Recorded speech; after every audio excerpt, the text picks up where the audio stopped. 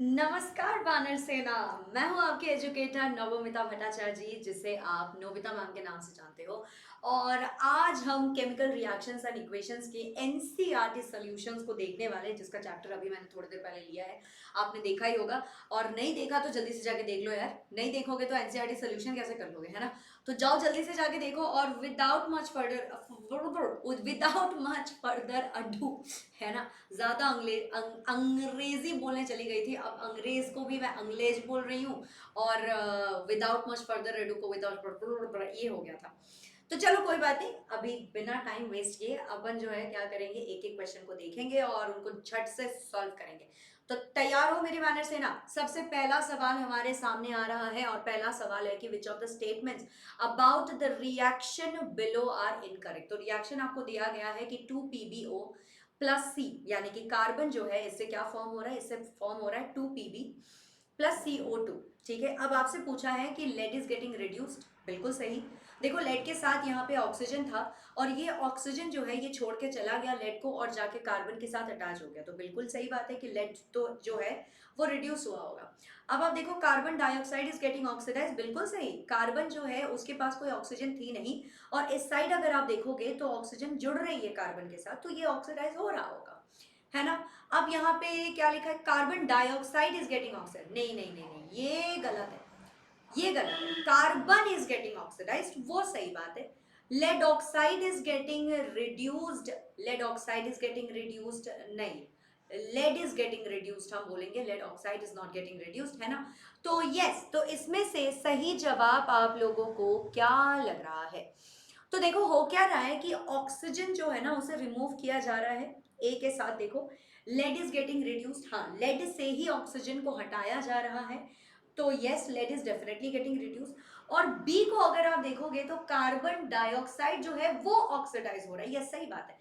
Carbon is getting oxidised हम नहीं कह सकते हैं इस तरह से, ठीक है। हम एग्जैक्टली ये नहीं कह सकते कि कार्बन इज गेटिंग ऑक्सीडाइज्ड, हम ये जरूर कह सकते हैं कि carbon dioxide is getting oxidize, ठीक है, ये हम कह सकते हैं। तो क्या लगता है आप लोगों को कि क्या आंसर होना चाहिए इसका, क्या आंसर होना चाहिए इसका, बताओ क्या लग रहा है आप लोगों को। मुझे जो लग रहा है वो मैं अभी थोड़ी देर में बताने वाली हूँ, लेकिन आप लोगों को क्या लग रहा है। मुझे तो लग रहा है कि ऑप्शन नंबर ए जो है ना, इसका इसका जो ये ऑप्शन नंबर ए है, जहां पे ए एंड बी जो करेक्ट कह रहे हैं, ये यही होना चाहिए मेरे ख्याल से। और मुझे लगता है कि आप लोगों के ख्याल से भी अभी कोई चैलेंज तो नहीं करेगा मुझे, और कहेगा तो नहीं कि नहीं मैम आप कह रहे थे ये करेक्ट आंसर नहीं है। तो चलो बता दिया मैंने, बस बता दिया, ठीक है। यही है करेक्ट आंसर। आगे बढ़ते हुए अगले सवाल को देखो। अगला सवाल लिखा हुआ है कि Fe2O3 प्लस 2Al से क्या फॉर्म हो रहा है, Al2O3 प्लस 2Fe। और ये जो अबव रिएक्शन है ये किस चीज का एग्जाम्पल है बच्चा। देखो Fe2O3 है और यहाँ पे 2Al है, ठीक है, और यहाँ पे Al2O3 बन गया और Fe को दूर हटा दिया गया है। इसका मतलब है कि यहाँ पे किसी एक ने किसी एक का साथ छोड़ा जरूर है, और यहाँ पे हमें डबल डिस्प्लेसमेंट तो बिल्कुल नहीं दिख रही है, क्योंकि एक ने एक का साथ छोड़ा तो हम सीधे सीधे बात कह सकते हैं कि ये जरूर डिस्प्लेसमेंट रिएक्शन ही होगा, ठीक है। ये क्या होगा, ये जरूर डिस्प्लेसमेंट रिएक्शन ही होगा, ठीक है। चलो जी आगे बढ़ते हुए अगला सवाल देखते हैं। देखो अगला सवाल है what happens when dilute hydrochloric acid is added to iron filings. Iron filings में अगर हमने डाइल्यूट हाइड्रोक्लोरिक एसिड डाल दिया तो क्या हो जाएगा बच्चे, क्या हो जाएगा। Option A hydrogen gas and iron chloride will be produced, chlorine gas and iron hydroxide are produce, ये तो हो नहीं सकता। No reaction takes place at all, या फिर iron salt and water are produce. देखो यार आयरन जो है ना वो हाइड्रोजन गैस के ऊपर है, यानी कि हाइड्रोजन जो है वो रिप्लेस हो सकता है हाइड्रोक्लोरिक एसिड से। तो जाहिर सी बात है कि हमारा ऑप्शन ए जो है वही हमारा करेक्ट आंसर है। क्या कहते हो, सब लोग सहमत हो मेरे से, सहमत हो ना। चलो बढ़िया, आगे बढ़ते हुए अगला सवाल है हमारा what is a balance chemical equation and why should chemical equations be balance. Balanced equation क्या होती है और हमें क्यों ऐसा जरूरत पड़ जाता है कि हमें बैलेंस करना पड़ता है। अब इसका आंसर जैसे कि आप लोगों ने मेरे से पहले ही बोल दिया था कि मैम आप लिख के लाया करो आंसर्स को, ताकि समय बर्बाद ना हो, और मैंने वही किया है, ठीक है। वैसे तो मैं लिख सकती थी आप लोगों के सामने, लेकिन आप ही लोगों ने बोला कि मैम टाइम वेस्ट होता है तो मत लिखा करो, तो मैंने नहीं लिखा। और सच्ची बात है, वैसे टाइम वेस्ट नहीं होना चाहिए क्योंकि अब तो डेट शीट भी निकल गई है, अब तो हमारे पास बहुत कम टाइम है। और केमिस्ट्री में हर बच्चे का जो है सर घूमता रहता है, सर घूमता रहता है। क्यों? क्योंकि बैलेंसिंग यही है, इसी वजह से सर घूमता है। तो देखो जरा, a balanced chemical equation has an equal number of atoms of different elements in the reactants and the products. एक बैलेंस केमिकल इक्वेशन में क्या होता है, अलग अलग नंबर के एटम्स मिलते हैं आपको, किसके? एलिमेंट्स के। कौन से एलिमेंट्स, कहाँ है ये एलिमेंट्स? ये रिएक्टेंट्स के साइड में भी होते हैं और प्रोडक्ट वाले साइड में भी होते हैं। अब अगर आप केमिकल इक्वेशंस को देखोगे तो उसे बैलेंस करना इसीलिए जरूरी है ताकि law of conservation of mass, जिसे हमने क्लास 9th में पढ़ा था, law of conservation of mass हमेशा सेटिस्फाई होना चाहिए। आप लोगों के तरह नहीं, आप तो एग्जाम से पहले पढ़ते हो ना, आपने तो ये रूटीन फॉलो करना ही आप भूल जाते हो कि रोज थोड़ी थोड़ी पढ़नी चाहिए, आप नहीं पढ़ते हो, सिर्फ एग्जाम से पहले आके आप पढ़ते हो। और इसीलिए मैं बार बार कह रही हूँ, बच्चा साइंस भी लॉ फॉलो करता है, लॉ फॉलो करने से फेल नहीं करता। आप क्यों कर जाते हो? साइंस वाले बच्चे हो ना आप लोग तो पढ़ाई कर लिया करो। चलो आगे बढ़ते हैं। आगे देखो, दूसरा सवाल है हमारा, दूसरा नहीं अगला सवाल है हमारा, translate the following statements into chemical equations and then balance them. आपको इन्हें बैलेंस करना है और इनका जो है केमिकल इक्वेशन मतलब वर्ड इक्वेशन बेसिकली इन्होंने दे दिया।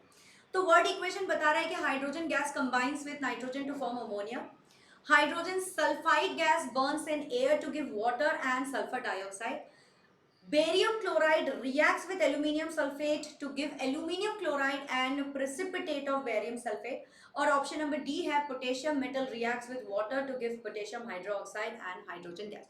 तो सबसे पहला वाला है कि हाइड्रोजन गैस कंबाइन करती है नाइट्रोजन के साथ और अमोनिया फॉर्म करती है। तो इसका क्या लिखोगे आप बच्चा? इसका बैलेंस्ड इक्वेशन होगा कि 3 मोल्स ऑफ हाइड्रोजन गैस जो कि नाइट्रोजन गैस के साथ कंबाइन कर रही होगी और फिर ये बना रहा होगा 2NH3। अब देखो दोनों तरफ क्या ये मेल खा रहा है? देखो इधर आपके पास 2 नाइट्रोजन है, यहां पे भी आपके पास 2 नाइट्रोजन, यहां आपके पास 3 2 आर 6, 6 हाइड्रोजन है, यहां आपके पास 2 मल्टीप्लाइड विथ 3 तो 6 हाइड्रोजन है, ये तो बैलेंस्ड है। अब देखो बी में क्या लिखा था? बी में लिखा था hydrogen sulphide gas burns in air to give water and sulphur dioxide. ठीक है, सल्फर डाइऑक्साइड मिल रहा है आपको, तो देखो हाइड्रोजन सल्फाइड, ये हो गया हाइड्रोजन सल्फाइड, इधर 2 हाइड्रोजन है ना, यहाँ तो 2 हाइड्रोजन है यहाँ पे, और यहाँ पे आपके पास है 3 मोल ऑफ ऑक्सीजन का। ठीक है, तो ये सल्फर हमने SO2 लिख दिया यहाँ पे, ये सल्फर हमने SO2 लिख दिया यहाँ पे। ठीक है, और यहाँ पे हमने लिखा है 2H2O। तो ये तो कहीं ना कहीं ये बैलेंस्ड नहीं लग रहा होगा आप लोगों को, लग रहा है ये बैलेंस्ड आप लोगों को? मुझे तो ये कहीं ना कहीं पे ऐसा लग रहा है कि थोड़ा बहुत कहीं ना कहीं छूट गया है और देर इज अ छोटू सा मिसमैच यहाँ पे। तो क्या है वो छोटू सा मिसमैच? ये मैं जानबूझ के लेके आई थी इस तरह से ताकि मैं आप लोगों को दिखा पाऊँ कि देखो किस तरह से आपकी बैलेंसिंग भी छूट सकती है। तो यहाँ बच्चे दिखाई दे रहा है आप लोगों को कि 2 हाइड्रोजन है यहाँ पे, लेकिन यहाँ देखो 2 2 आर 4, 4 हाइड्रोजन है यहाँ पे। तो मैं क्या कर सकती हूँ? मैं यहाँ पे लिख सकती हूँ बच्चे, यहाँ पे अगर मैं 2H2S लिख दूँ तो 2 2 आर 4 हो गया, और यहाँ पे अब 2 सल्फर आ गए हैं, 2 सल्फर आ गए और यहाँ एक ही सल्फर है। और इधर देखो 3 2 आर 6, 6 ऑक्सीजन है, यहाँ 2 ऑक्सीजन हो गए और यहाँ हमारे पास है 2 ऑक्सीजन। तो 2 और 2 ऑक्सीजन हो गए। अगर मैंने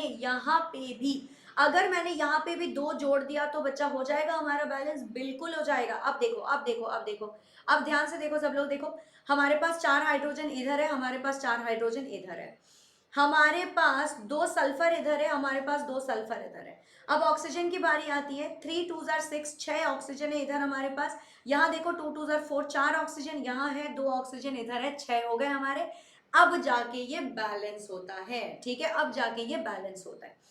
आओ चलो ऑप्शन सी पे देखते हैं। ऑप्शन सी पे बता रहे हैं कि बेरियम क्लोराइड जो है वो रिएक्ट करता है एल्यूमिनियम सल्फेट के साथ, और ये क्या देता है आपको? ये देता है आपको एल्यूमिनियम क्लोराइड और साथ में आपको प्रेसिपिटेट मिलता है बेरियम सल्फेट का। ठीक है, ऑलराइट, तो देखो BaCl2 लेंगे हम। ठीक है, तो 3 मोल्स ऑफ बेरियम है यहाँ पे, इधर देखो यहाँ पे भी 3 मोल्स ऑफ बेरियम है, और ये क्या कर रहा है? ये एल्यूमिनियम सल्फेट के साथ रिएक्ट कर रहा है जिसका फॉर्मूला है Al2SO4 3, और इससे बन रहा है एल्यूमिनियम क्लोराइड। तो इधर देखो यहाँ पे है आपके पास 2Al, यहाँ पे भी आपके पास है 2Al। 3 2 जार 6, आपके पास 6 क्लोरीन था और यहाँ देखो 2 इंटू 3, यहाँ पे भी 6 क्लोरीन आ गया है आपका, ठीक है। अब अगर आप देखोगे तो SO4 थ्राइस है, यहाँ पे भी थ्राइस SO4 बन गया है। क्या बात है बच्चों, ये कितने बढ़िया तरीके से है, कितने बढ़िया तरीके से जो है आपने देखा कि इसका पूरा का पूरा जो है ये बैलेंस हो गया था, है ना।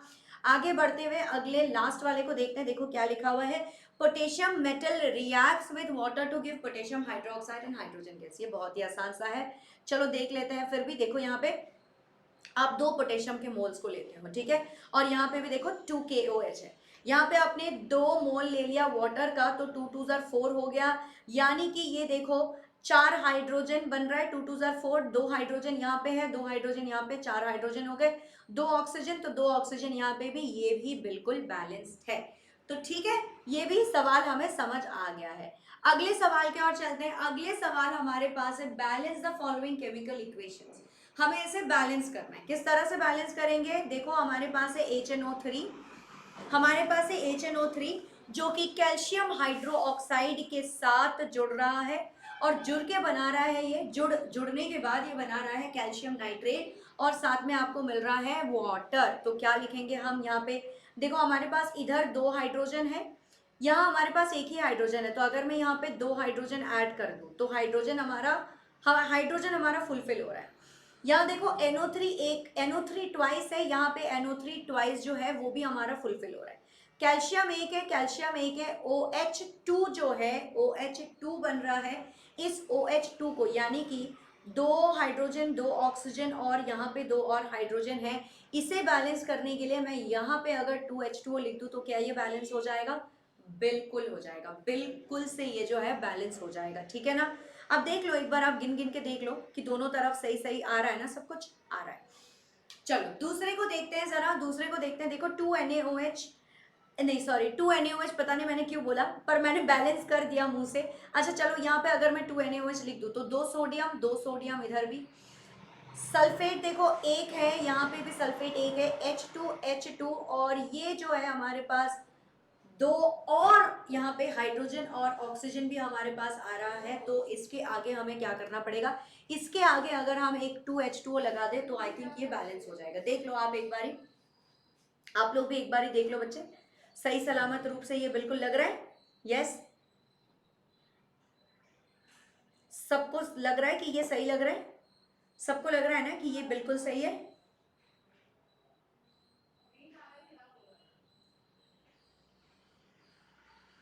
यस, चलो ठीक है, आगे बढ़ते हुए अगले वाले को देखो, NaCl प्लस AgNO3, जिससे कि AgCl प्लस NaNO3 बन रहा है। यार इसमें हमें बैलेंस करने की कोई जरूरत ही नहीं है क्योंकि सारी चीजें खुद ही खुद अपना बैलेंस्ड है।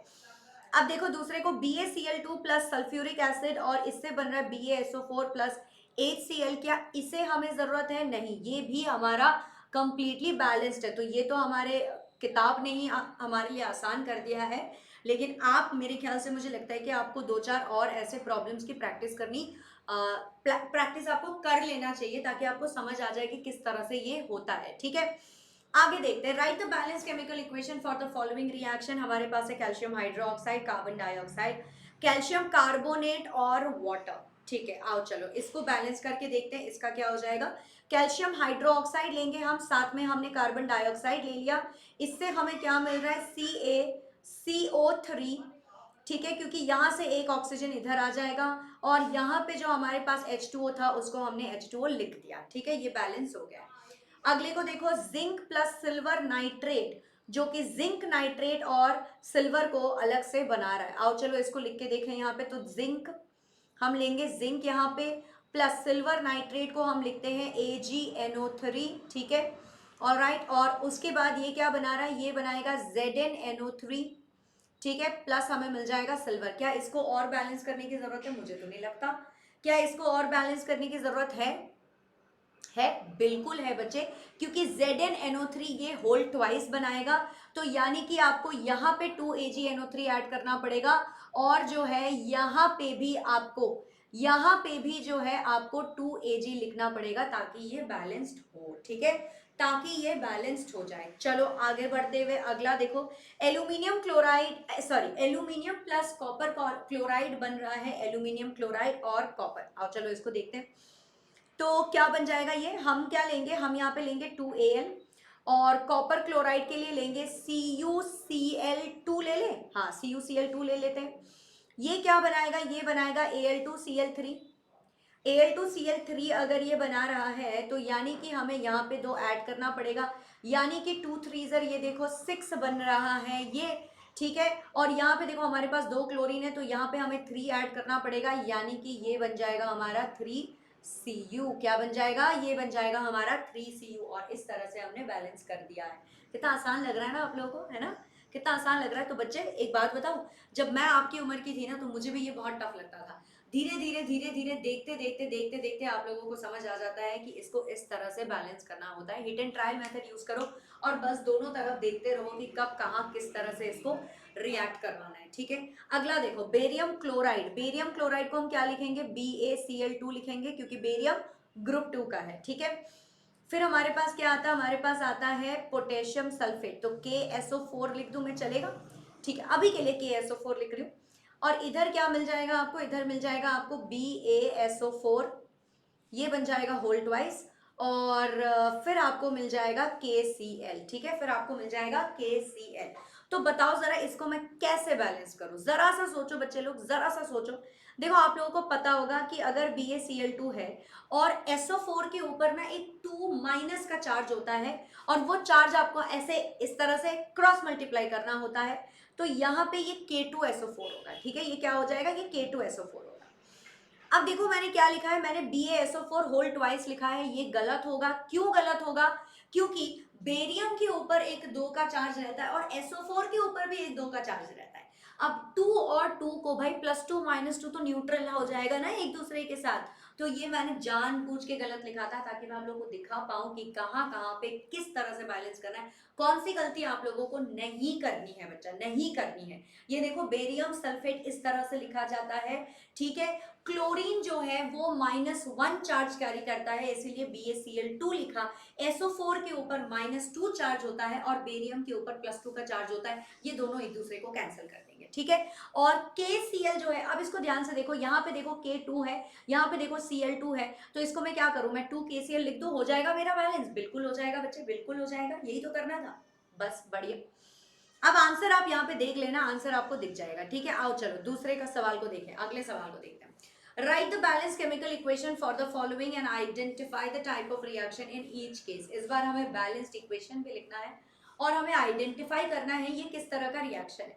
तो अगर आप पोटेशियम ब्रोमाइड लेते हो मतलब कि KBr लोगे, आप बेरियम आयोडाइड लोगे मतलब BaI2 लोगे, तो इससे क्या बनेगा, इससे बनेगा पोटेशियम आयोडाइड यानी कि Ki बनेगा और साथ में बनेगा बेरियम ब्रोमाइड। तो चलो देखते हैं ये किस तरह का रिएक्शन है।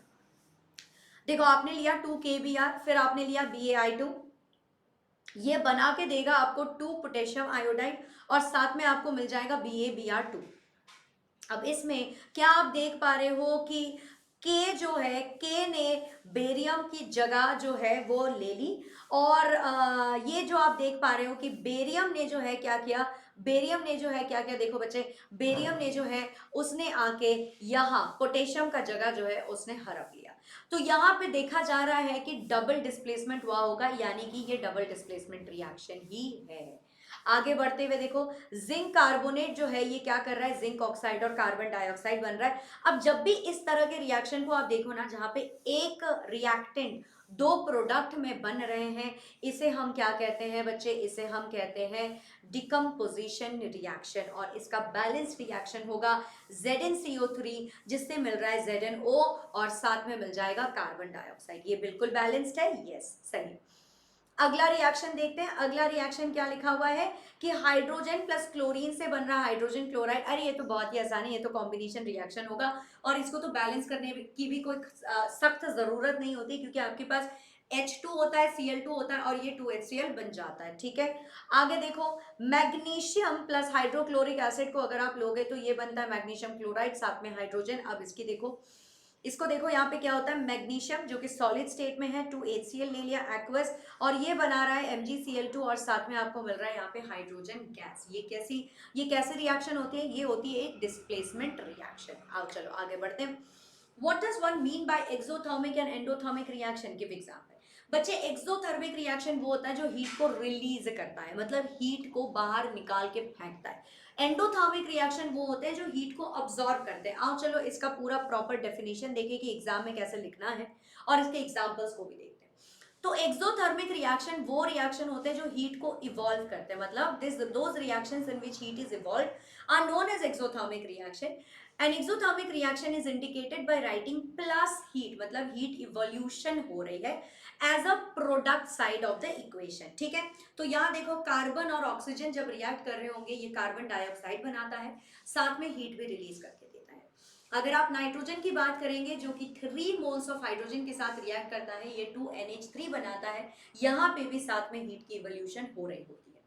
अब अगर मैं एंडोथर्मिक रिएक्शन की बात करूं तो those reactions in which heat is absorbed, मतलब अगर आप किसी कंटेनर में जहां पे एंडोथर्मिक रिएक्शन हो रही होगी उसे पकड़ोगे ना तो वो ठंडा होता है, वो ठंडा होता है क्योंकि उसने एनवायरमेंट से हीट और ले ली, वो ठंडा पड़ जाता है। ठीक है, is absorbed is known as endothermic reaction, and endothermic reaction is usually indicated by writing minus heat on the product side। तो जैसे कि अगर आपने कार्बन लिया और साथ में सल्फर को मिला दिया तो ये CH2 बनेगा और यहाँ पे माइनस हीट होगी, मतलब हीट अब्सॉर्ब हो रही होगी। उसी तरह अगर आपने नाइट्रोजन लिया साथ में ऑक्सीजन लिया, ये रिएक्ट करके बना रहे होंगे 2NO, और यहाँ पे भी हीट जो है वो अब्सॉर्ब हो रही होगी। ठीक है, आगे बढ़ते हुए अगला सवाल है, what is the respiration considered an exothermic reaction, explain. सीधी सी बात है, वैसे रेस्पिरेशन में जो है आप अगर अपने नाक के सामने ऐसे रखोगे ना तो आपको एक गरम गरम हवा का महसूस हो रहा होगा, है ना। वो क्यों होता है, क्योंकि ग्लूकोज ब्रेक डाउन होता है, sort of a combustion reaction ही है यहाँ पे, क्योंकि ऑक्सीजन जाता है जो ग्लूकोज को तोड़ता है बहुत ही कम में, बहुत ही छोटे छोटे टुकड़ों में, और वो बन जाता है 6 moles of carbon dioxide, 6 moles of water, और साथ में एनर्जी निकलती है। ये जो एनर्जी है ये कौन सी एनर्जी है, ये हीट एनर्जी है बच्चे। ठीक है, साथ में आपको भी काम करने का एनर्जी जरा सा मिल जाता है। तो respiration is an exothermic process because during respiration glucose combines with oxygen in the cells of our body to form carbon dioxide, water along with the production of energy. ये सारी चीजें हमारे बॉडी में होती है। सवाल नंबर अगला क्योंकि अभी तक मैं भूल गई हूं कि कौन सा सवाल चल रहा है। ठीक है, तो मैं सवाल नंबर अगला ही बोलती हूँ। Why are decomposition reactions called opposite of combination reaction? Write equations for this reaction। आओ चलो देखते हैं कैसे होता है। देखो डिकम्पोजिशन रिएक्शन में क्या होता है, एक सिंगल कंपाउंड जो है वो टूट रहा होता है और वो 2 या 2 से अधिकतर प्रोडक्ट्स को या फिर सब्सटेंसेस को बना के दिखाता है। जैसे कि अगर आप वाटर लोगे उसका इलेक्ट्रोलाइसिस कराओगे, और देखो इलेक्ट्रोलाइसिस का मतलब होता है इलेक्ट्रिसिटी के द्वारा डिसइंटीग्रेशन करना। तो अगर इलेक्ट्रिसिटी के मदद से, सहायता से आप पानी को तोड़ रहे हो हाइड्रोजन गैस और ऑक्सीजन गैस में, तो ये तो एक डिकम्पोजिशन रिएक्शन ही होगा, है कि नहीं। यस, ये तो एक डिकम्पोजिशन रिएक्शन होगा। अब देखो दूसरे कॉम्बिनेशन रिएक्शन पे आते हैं। While in a combination reaction 2 या 2 से ज्यादा सब्सटेंसेस को अगर आप लोगे तो वो कंबाइन करके आपको एक नया सब्सटेंस बना के देगा। जैसे कि अगर आपने हाइड्रोजन गैस ले लिया और ऑक्सीजन गैस ले लिया, इनकी कॉम्बिनेशन रिएक्शन भी होती है और ये वाटर बना के आपको दे देता है। ठीक है, ऑलराइट मेरे बच्चे, आगे बढ़ते हैं। Write one equation for decomposition reaction where energy is supplied in the form of heat, light और इलेक्ट्रिसिटी। आओ सबके लिए एग्जांपल देख लेते हैं। तो देखो अगर कैल्शियम कार्बोनेट की रिएक्शन आप करवाओगे, कैल्शियम कार्बोनेट को अगर आप डिकम्पोज करना चाहते हो, तोड़ना चाहते हो, तो जरा सी हीट दे दो, ये बन जाएगा कैल्शियम ऑक्साइड और साथ में कार्बन डाइऑक्साइड मिल जाएगा आपको। और अगर आप सिल्वर ब्रोमाइड लेते हो तो उसकी थोड़ी सी लाइट के साथ रिएक्ट करवा दो तो ये डिकम्पोज होके बन जाएगा सिल्वर और ब्रोमीन अलग अलग से। ठीक है, अगर आप पानी लेते हो इलेक्ट्रिसिटी के मदद से, इलेक्ट्रिसिटी के सहायता से आप इसे तोड़ सकते हो, और इसी को हम इलेक्ट्रोलाइसिस ऑफ वाटर क्लास 8 में हम इसके बारे में पढ़ चुके हैं। आगे बढ़ते हुए, what is the difference between displacement and double displacement reaction, right equations for this reaction. In reactions का हमें इक्वेशन लिखना है।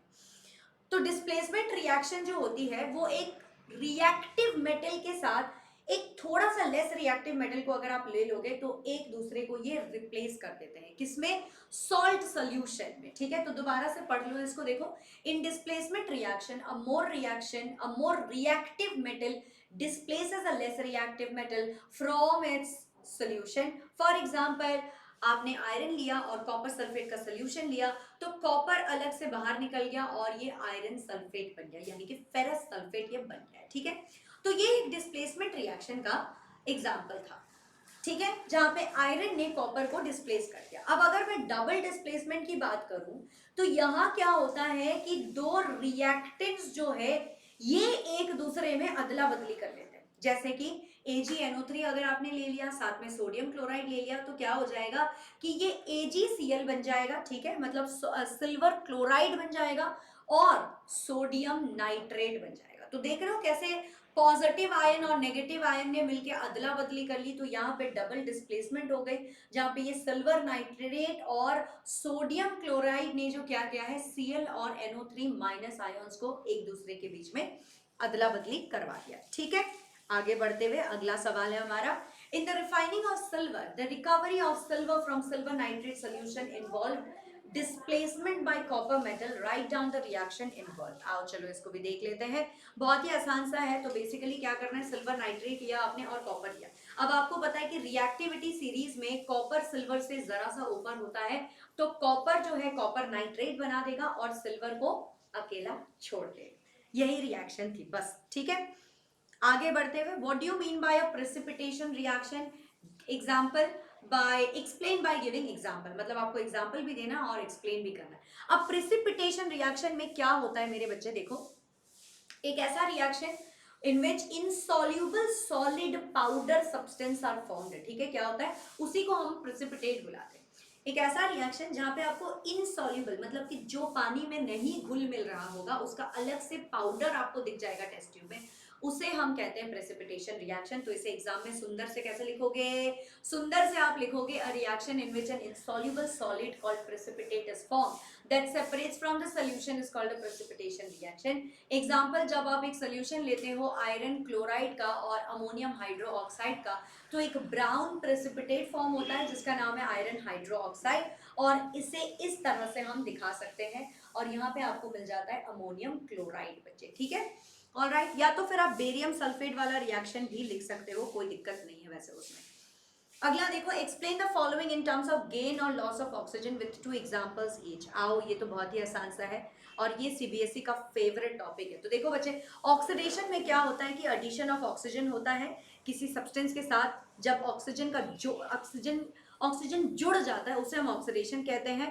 तो देखो, सल्फर ले लिया आपने, जिसके साथ ऑक्सीजन जोड़ दिया, ये बन जाएगा सल्फर डाइऑक्साइड, तो ये यहाँ पे ऑक्सीडेशन रिएक्शन है। मैग्नीशियम लिया आपने, इसके साथ आपने ऑक्सीजन जोड़ दिया, तो ये बन गया मैग्नीशियम ऑक्साइड, और यहाँ पे मैग्नीशियम के साथ ऑक्सीजन का एडिशन हुआ है। अब रिडक्शन की बात करते हैं। रिमूवल ऑफ ऑक्सीजन जब होता है किसी सब्सटेंस से, उसे हम रिडक्शन कहते हैं। मान लो कॉपर ऑक्साइड लिया आपने, और यहाँ पे जब आपने हाइड्रोजन ऐड किया, थोड़ा सा हीट दिया, तो ये कॉपर बना और वाटर बना। यहाँ पे कॉपर ऑक्साइड जो है वो रिड्यूस हो रहा है कॉपर बनकर, ठीक है, रिड्यूस होकर ये कॉपर बन रहा है, और ऑक्सीजन की रिमूवल हो रही है कॉपर ऑक्साइड से, ठीक है। अब अगर जिंक ऑक्साइड की बात करें तो जिंक ऑक्साइड जो है वो रिड्यूस हो रहा है जिंक में, और ऑक्सीजन जो है वो रिमूव हो रहा है जिंक ऑक्साइड से बच्चे, ठीक है। आगे बढ़ते हुए देखो, अ shiny brown coloured element X on heating in air becomes black in colour. Name the element X and the black coloured compound formed. बहुत ही आसान है ये भी, ठीक है। देखो, इसका एग्जांपल यहाँ पे है, आपने कॉपर लिया, कॉपर थोड़ा सा ब्राउन कलर का होता है, ऑक्सीजन के साथ मिलाया, ये बन जाएगा कॉपर ऑक्साइड, जो कि एक ब्लैक कलर का कंपाउंड होता है। यही है हमारा रिएक्शन, ठीक है।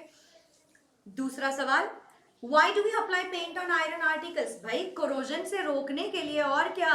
Yes, paint does not allow iron articles to come in contact with air। तो बेसिकली एक कोट पहना रहे हो आप, ताकि आयरन जो है एटमॉस्फेरिक ऑक्सीजन के साथ ना मिल पाए, और इससे इसका कोरोजन नहीं होगा, ठीक है।